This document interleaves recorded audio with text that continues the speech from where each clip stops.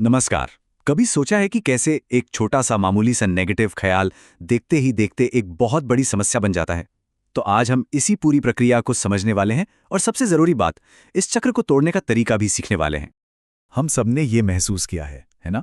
कोई एक छोटी सी बात मन में आती है और पता ही नहीं चलता कि कब वो हमारे पूरे दिन पर, हमारे मूड पर हावी हो जाती है। तो चलिए जरा गहराई में उतरते हैं और देखते हैं कि ये होता कैसे है। तो इसे समझने का एक बहुत अच्छा तरीका है जिसे हम कह सकते हैं बढ़ने की सीढ़ी।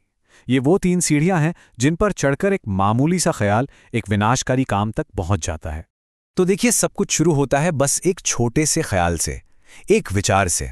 फिर जब हम उसे बोल देते हैं, उसे जुबान पर ले आते हैं, तो वो और मजबूत हो जाता है और आखिर में वो एक एक्शन में, एक काम में बदल जाता है। हर अगला कदम पिछली समस्या को कई गुना ज्यादा बड़ा कर देता है।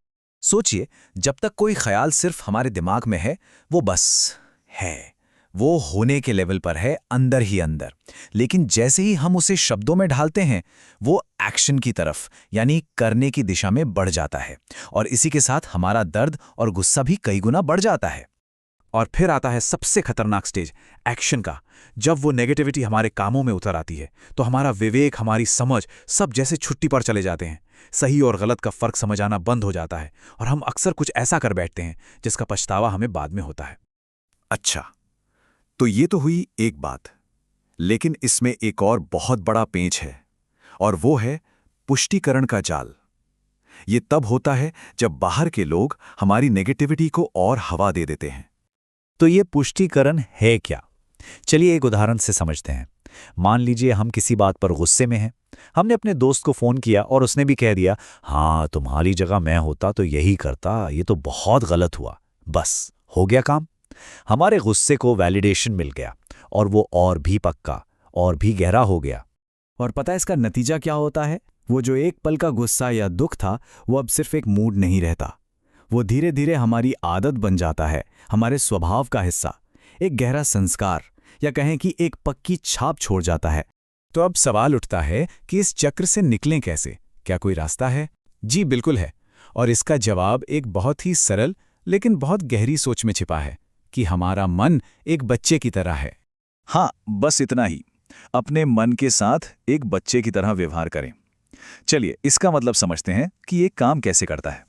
जरा सोचिए, जब कोई छोटा बच्चा रोता है या किसी बात पर अड़ जाता है, तो हम क्या करते हैं?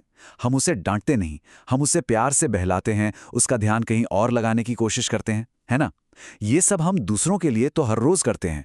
तो फिर सवाल ये है कि यही तरीका हम अपने खुद के मन के लिए क्यों नहीं अपना सकते? और इसमें सबसे जरूरी बात है स्पीड। जितनी जल्दी हम अपने मन को बहला लेंगे, उसे शांत कर लेंगे, उतना ही कम नुकसान होगा। क्योंकि जितनी देर होगी, वो नेगेटिविटी की जड़ उतनी ही गहरी होती चली जाएगी। तो चलिए इस तरीके को एक नाम देते हैं और इसे अपनी रोज की जिंदगी में उतारने की कला सीखते हैं। इसे कहते हैं आत्मचर्चा की कला। अक्सर हम क्या करते हैं, हम दूसरों के पास जाते हैं वैलिडेशन के लिए, लेकिन इसकी जगह क्यों ना हम खुद ही अपने सबसे अच्छे काउंसलर बने, खुद से बात करें और सिचुएशन को एक बड़े नजरिए से, हर एंगल से देखने की कोशिश करें। यही है सेल्फ काउंसलिंग।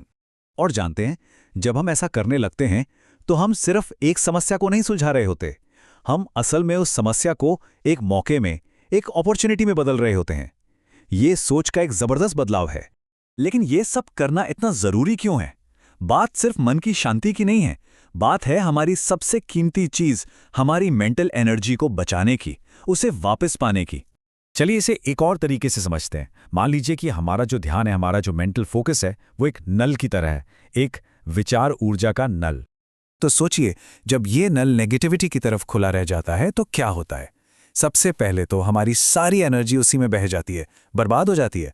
फिर जब जिंदगी में कोई असली मुश्किल आती है तो हमारे पास ताकत ही नहीं बचती। और सिर्फ इतना ही नहीं, हमारी नेगेटिविटी का असर दूसरों पे पड़ता है और फिर उनकी नेगेटिविटी घूम फिर कर हमें ही चोट पहुंचाती है।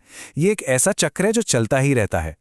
लेकिन अच्छी खबर यह है कि जिस पल हमें ये एहसास हो जाता है, जिस पल हम जागरूक हो जाते हैं कि ये नल खुला है, उसी पल हम इसे बंद कर सकते हैं। हम इस पूरे साइकिल को वहीं का वहीं रोक सकते हैं। तो आखिर में बस एक ही सवाल बचता है, कोई कितनी देर तक दुखी रहना चुनता है? 1 घंटा, 1 दिन, या फिर सालों साल? क्योंकि सच तो ये है कि ये चुनाव हमारा अपना है और इस बात को समझ लेना ही अपने आप में एक बहुत बड़ी ताकत है।